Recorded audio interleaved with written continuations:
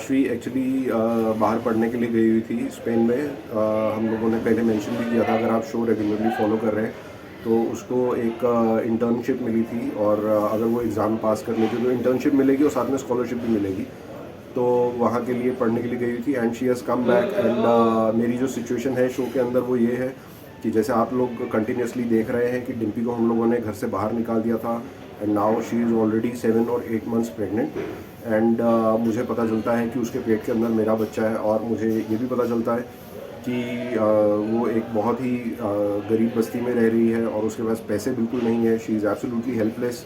तो मेरा मन थोड़ा सा पसीज गया है उसके लिए, और मैंने जितने पुराने पाप थे उसके वो सब मैंने माफ़ कर दिए हैं। और अभी मैं आप बोल लीजिए कि मैं अपना सब सामान वगैरह पैक करके मैं डिम्पी डार्लिंग के साथ रहने के लिए जा रहा हूँ उसी गरीब बस्ती में, क्योंकि मुझे पता है कि she is very uncomfortable at the moment और उसका ध्यान रखने वाला कोई नहीं है ऐसे डाइसी समय के अंदर। तो उसी को लेकर ये सारा ड्रामा हो रहा है। घर वाले बोल रहे हैं कि भाई मत जा मत जा, लेकिन हमारा सिनेरियो ऐसा है कि मेरी जो अटेंशन है, मेरी जो लॉयल्टीज़ हैं इस समय वो डिवाइडेड है कि मैं घर पर रहूं या डिम्पी डार्लिंग के साथ रहूं। लेकिन उसकी सिचुएशन ऐसी है कि मेरा जो सारा का सारा वेट है, मेरी जो सारी की सारी अटेंशन है वो उस तरफ डाइवर्ट हो गई है। तो उसी के बारे में ये सब था, और सब रोना धोना लगा हुआ है। Everybody is getting emotional because मैं ये घर छोड़ कर जा रहा हूँ।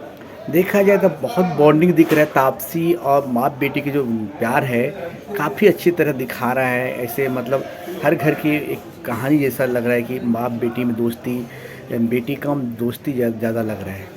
ये मेरा और ताशवी का जो ये ट्रैक है एक्चुअल लाइफ में, अगर मैं बात करूँ तो हम लोगों के बीच में कम से कम 24 साल का फ़र्क है। मतलब मैं उसके पिताजी से भी 3-4 साल बड़ा हूँ। तो लेकिन हमारी जो दोस्ती है वो of the set, of the characters is very good. और जो हमारा जो सेट के ऊपर जो हम स्टोरी शूट कर रहे हैं वो ऐसा है कि जो जो इसकी जो मदर है, ताशवी की जो मदर है वो काफ़ी पहले चली जाती है। तो इसको मैंने ही पाला, ही मेरे भरोसे ही पली है। हालांकि मेरा उतना ज़्यादा अटेंशन रहा नहीं है, लेकिन ये बाप के प्यार के लिए हमेशा तरसी है। तो इस कारण वो आप बोल सकते हैं कि एक ड्राई फोम की तरह है। तो उसको प्यार की एक भी किरण दिखती है तो वो उसको इमीडिएटली सोख लेती है। ये मेरा और ताशवी का हमेशा से ट्रैक रहा है कि वो हमेशा लवेबल रही है और मैं हमेशा इरिटेटेड रहा हूँ उस पर। और हमारी जो लाइफ की सिचुएशंस हैं उस पर मेरी काफ़ी इरिटेशन है। लेकिन अभी वो बड़ी हो गई है काफ़ी, तो वो इस चीज़ को समझती है कि पापा अगर परेशान हैं तो वो उनकी जो लाइफ में जो भी चीज़ें घट रही हैं उनके कारण परेशान है, it's not because of her. Sir आप काफ़ी समझदार अभी घर में आप ही दिख रहे हो, लेकिन समस्या ये है कि जो सोनम से शादी हुआ रक्षम के हुआ, आपको पता है रक्षम और जो सोनम है, सोनम हमेशा पैसे के लिए शादी के पहले भी, इससे पहले नित्यम से होने वाला था शादी। ये क्या माजरा, आपको पता है माजरा क्या होने वाला हो रहा है? यार लोग बदलते भी हैं।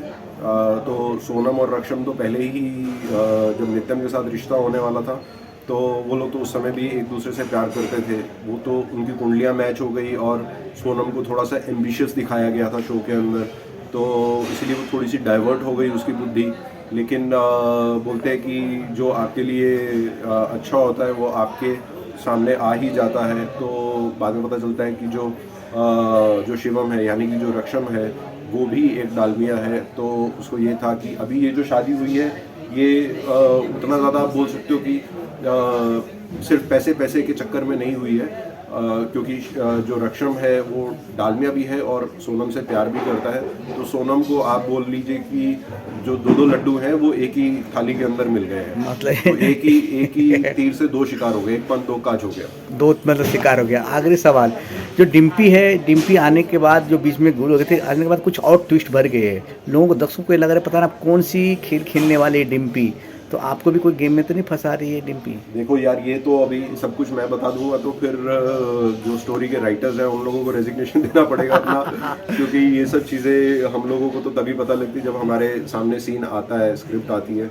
तो अभी बोलते हैं ऐसा कि भैया कि चोर चोरी से जाए पर हेरा फेरी से ना जाए, तो कुछ ना कुछ तो कांड करेगी वो अभी आई है। तो गॉड नोस क्या है क्या नहीं, हो सकता है सुधर भी जाए। You never know। जब इंसान के सर पर रिस्पॉन्सिबिलिटी आती है, खासकर जब बच्चे आते हैं ज़िंदगी में, तो अच्छे भला इंसान सुधर जाता है, अपनी हरकतें सुधार लेता है। एक बोलते चेंज ओवर आता है, सबकी ज़िंदगी में आता है, आपकी ज़िंदगी में भी आया होगा, तो हो सकता है डिम्पी की ज़िंदगी में भी आ जाए, वो पॉजिटिव हो जाए, यू नेवर नो। कहानी आगे यहाँ से कहाँ जाएगी हम लोगों को नहीं पता है, बट जहाँ पर भी जाएगी हम लोग बहुत अच्छे से जो अपना कंटेंट है उसको पकड़ के चल रहे हैं, बहुत स्मूथ चल रहे हैं, बहुत ही इंटरेस्टिंग है। तो आप लोगों से रिक्वेस्ट है कि आप इस शो को 6 बजे मंडे टू संडे ज़रूर देखिए, और आप जो टेलीकास्ट का टाइम है उस पर अगर देखेंगे तो वो जो हमारी जो टीआरपी है वो काउंट होती है, तो हम लोग ज़्यादा देर तक सर्वाइव कर पाएंगे, आपको ज़्यादा देर तक एंटरटेन कर पाएंगे, ठीक है।